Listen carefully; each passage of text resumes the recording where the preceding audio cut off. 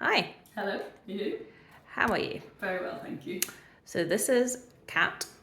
What is your job, Kat? I am a fertility specialist nurse. Awesome. So where did you used to work before? So now I work in the private sector. Before that, I have worked in the NHS. Cool. What is the difference for you? The quality of life is much better. Yeah. And I think the quality of care, unfortunately, Really? is much better. Wow. Yeah, but mainly I'd say mainly the quality of life, the work-life balance, and just the way that you're treated Fair enough. is better. Fair enough. Well, thank you. So what does a fertility nurse do day to day, roughly? So I am the lead nurse of a fertility clinic, which we do all kinds of assisted conception.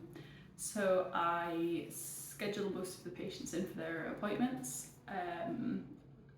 With fertility, there's a lot of consent forms for legality, obviously. So I manage all the consent forms, and I also run my own scan clinics, kind of helping people conceive naturally rather than with IVF. Awesome. Okay, so what skills do you think somebody in your job needs? You have to be a nurse. That helps. Yeah. Or technically you can be a fertility midwife. Okay. You need to be very kind and you need to be very patient.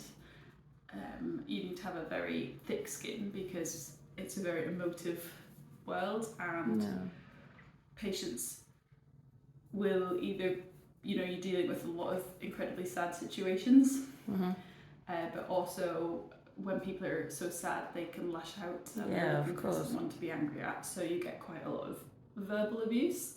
Oh no, and you have sorry. It's part of the job. You have to be able to kind of take a step back and say, this isn't that, they're not mad at me, they're mad at the situation. No. Which has taken me quite a few years, but I would say that's a big one. I think you have to be a very good listener, because a lot of patients just don't feel like anyone has listened to them, particularly women's health. No one cares about it. No. So we're sort of the first people to actually take them seriously. And I think having empathy, because I've never tried to get pregnant. I don't know if it's something I even want, but I can understand how, for someone in that situation, it must be very painful. Well, thank you very much. What are the entry requirements? So you said being a nurse, but is there anything else?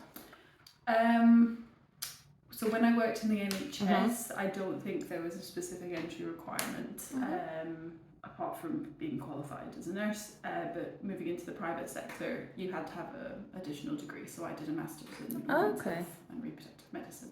That's awesome. So I think it doesn't have to be that degree specifically, but it had to be evidence of further education. Yeah. And for me also, you have to be a qualified ultrasonographer for pelvic ultrasound. Qualified what, sorry? Ultrasonographer, so I have to be able to do ultrasound for people. Very good, okay. And my last question, can you think of a particular patient or particular story that you really kind of enjoyed the outcome of or enjoyed treating? I have a patient who is probably about 32 or 33 weeks pregnant at the moment. And she was one of my first patients that I took on sort of as my own patient. She is very young, she's 32, and unfortunately she's in complete premature ovarian failure. Oh no. So she was well into the menopause at 30, which is really sad.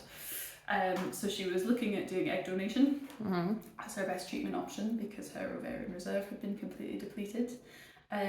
But while she was waiting for a donor to come up that she liked the look of, we thought we would just try something that's called cycle tracking. So basically I give her a few injections for a couple of days and stimulate 1 or 2 eggs to develop each month. And then when I see that they're big enough size, give them an injection that will cause ovulation, and you can try naturally from there. And on her 3rd try, she fell pregnant. Oh, that's such a good story. And the odds were probably less than 1% for someone with her ovarian reserve. So that was just, and the pregnancy's gone beautifully. She's having a little boy, so such good news. Thank you. I can't wait to see her little baby in a few weeks. Yeah, that's exciting. Thank you very much.